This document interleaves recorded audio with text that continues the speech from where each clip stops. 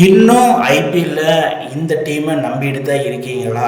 அட ஆமாங்க, CSK team semi-final போகிறதுக்கு ஒரு அருமையான சான்ஸ் இருக்குது. அது எப்படின்னு பார்த்துடலாமா? அதுக்கு முன்னாடி நம்ம சேனலை சப்ஸ்கிரைப் பண்ணிக்கோங்க, கொஞ்சம் சப்போர்ட் பண்ணுங்கள் ஃப்ரெண்ட்ஸ். அதாவது சிஎஸ்கே ஹை சான்ஸ் இன் எவர். இந்த வருஷம் ஐபிஎல்லில் சிஎஸ்கே வந்து பாயிண்ட்ஸ் டேபிளில் 4th பிளேஸ்க்கு போய் கப் அடிக்கிறதுக்கு ஒரு ஹை ரேட் ஆஃப் சான்சஸ் இருக்குதுன்னு சொல்லிட்டு வர்றாங்க. பட்டு அது 100% பாசிபிளான்னு பார்த்தா அட ஆமாங்க, பாசிபிள் தான். பட் அதுக்கு முன்னாடி நம்ம சிஎஸ்கே வேவ் லைனை நம்ம பார்த்துடலாம். அதாவது சேப்பாக் பொறுத்த மட்டும் லாஸ்ட்டு 6 கேமாக 6 கேம்லேயும் தோற்றுருக்குறாங்க.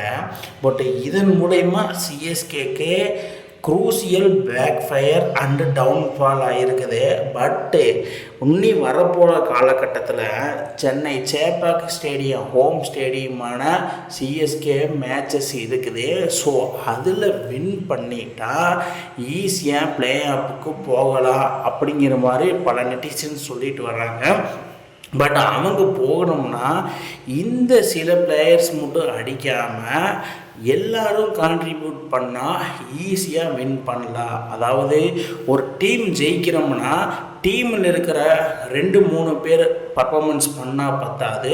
ஸோ அந்த டீமில் இருக்கிற எல்லாருமே ப்ளே பண்ணால் பர்ஃபார்மன்ஸ் பண்ணால் ஈஸியாக வின் பண்ணிடலாம்.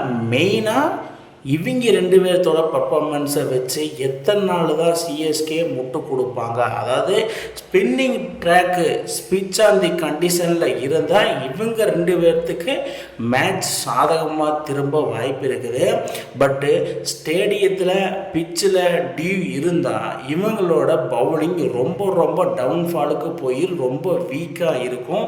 ஸோ இவங்களை நம்பி மட்டுமே இல்லாமல் இருந்தால் சிஎஸ்கே செமிஃபைனலுக்கு பாசிபிள் ஆகலாம். பட் பாயிண்ட்ஸ் டேபிளை பொறுத்த மட்டும் ஏசிசிவல் சொல்கிற மாதிரி தான் பஞ்சாப் கிங்ஸும் ராயல் சேலஞ்ச் பெங்களூரு, அப்புறம் ராஜஸ்தான் ராயல்ஸ், சன்ரைஸ் ஹைதராபாத் இவங்க வந்து ஃபஸ்ட்டு 4th பிளேஸ் 4 பிளேசஸ் இவங்க தான் ஆண்டுட்டு வர்றாங்க. ஹாஃப் ஃபேஸ் சீசன் முடிஞ்சது.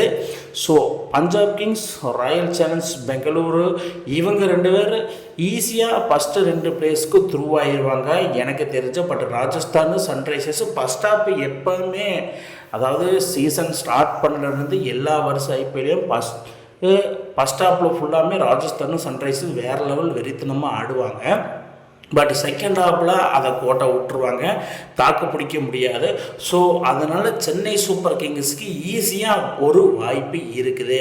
அதாவது சிஎஸ்கேவை நம்பியே இருக்கிற பீப்புள் ஆஃப் லைஃப் மக்களுக்கு இது ஒரு அருமையான சான்ஸுன்னு சொல்கிறேன். சிஎஸ்கே ஃபேன்ஸ் எல்லாத்தையும் அந்த மகிழ்ச்சி வெள்ளத்தில் ஒரு ஃபார்முக்கு கொண்டு வரணும்னா அது சிஎஸ்கே மேனேஜ்மெண்ட்டு கிடையாது, சிஎஸ்கே பிளேயர்ஸ்னால் மட்டும்தான் அது சாத்தியம். பட்டு ரொம்ப நாளாக நான் சொல்லிட்டு வரேன், சஞ்சு சாம்சனை மட்டுமே நம்பி சிஎஸ்கே டீமு கிடையாது. பட் இவர் அடித்தாதா, இவர் அடிக்கலினா என்ன பண்ணுறது அப்படிங்கிற மாதிரி யோசனை பல நெட்டிசன்ஸுகளுக்கு இருக்குது. பட் இவர் 10 ரன்னுக்குள்ளே அவுட் ஆகிட்டாருன்னா சிஎஸ்கே டீமு ஈஸியாக பொட்டலம் ஆயிடுறாங்க ஆப்போனண்ட்டுக்கு எதிராக. ஸோ இவரோட கான்ட்ரிபியூஷன் வெரி குரூசியல்.